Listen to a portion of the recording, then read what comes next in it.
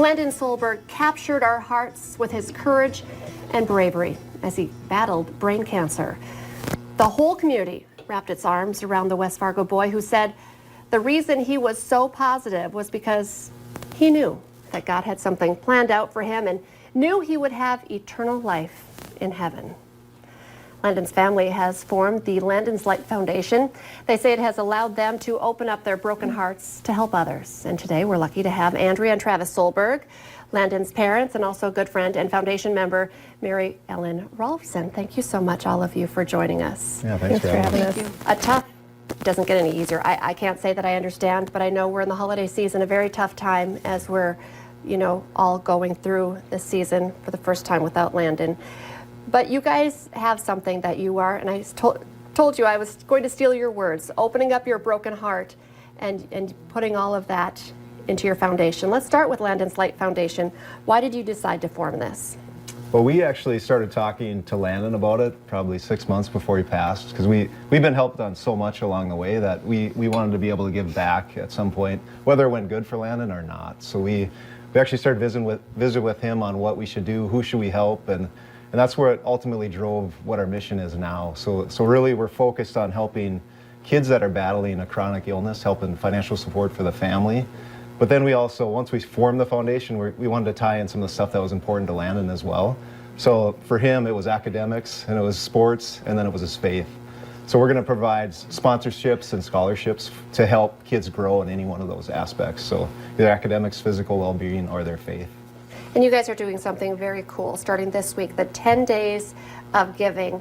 And I know the date and why you're starting this now is significant. Andrea, can you talk a little bit about why you're doing this and why you're starting it now? It kind of throws people off because we're used to hearing the 12 days of Christmas, but this is significant and personalized to Landon's story because 2 years ago on December 5th of 2017 is when his journey started, and he was admitted into the ICU at Sanford for 10 days. So starting December 5th, we have chose 10 families throughout the community, excuse me, that have a child with a chronic medical condition.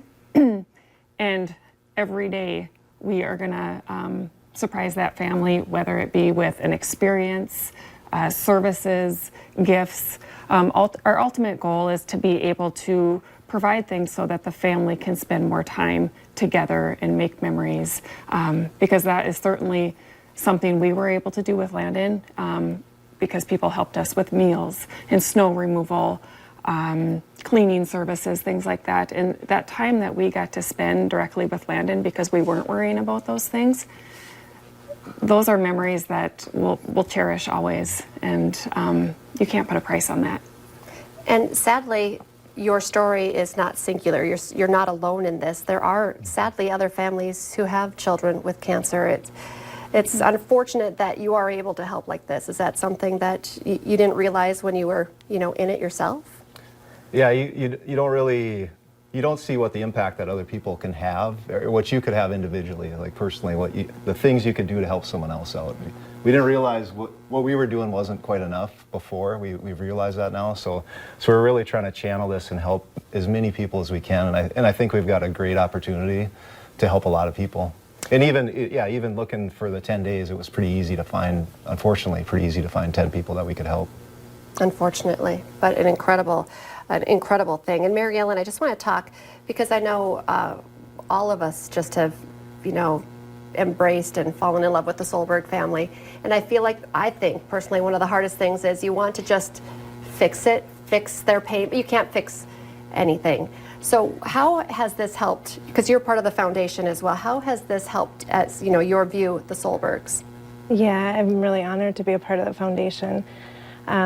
Our families have been friends for years, so we've kind of traveled through a lot of different stages of life together, and our oldest sons, Landon and Parker, were really good friends, and so it's easy to get behind them and support them because Travis and Andrea are great people, and I always say that God built Landon the way he was and gave him those qualities, but Landon, having Travis and Andrea as his parents really, helped execute that plan for him.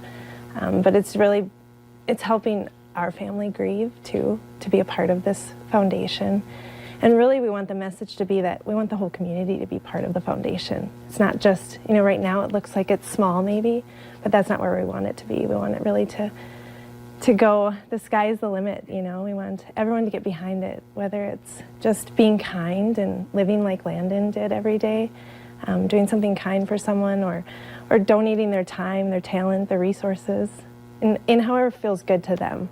What do you think Landon would think of this? You said you just discussed it with him before you even started it. Yeah, I think he's proud. I think he's happy, and Andrew and I've talked about it. I feel like we've failed as parents if we don't do something. That's one thing that has been heavy on our hearts, that we really got to pay it forward. And really, it's only been a couple months, and we've made pretty significant progress in a short amount of time. And yeah, we've really been moving forward quite quickly, and it's amazing as we've navigated through this. We continue to get signs from Landon that we're headed in the right direction and we're doing the right thing. 10 days of giving, getting underway.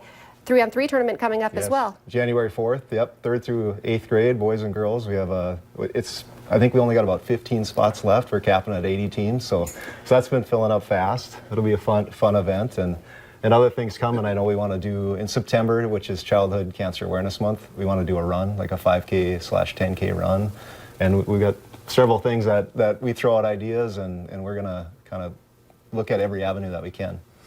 And we're taking recommendations from the middle schoolers too, kids that are Landon's age. We want them to feel involved in the foundation, and so any ideas that they have, we are open to them, and certainly willing to hear their ideas, because sometimes the best ideas come from kids.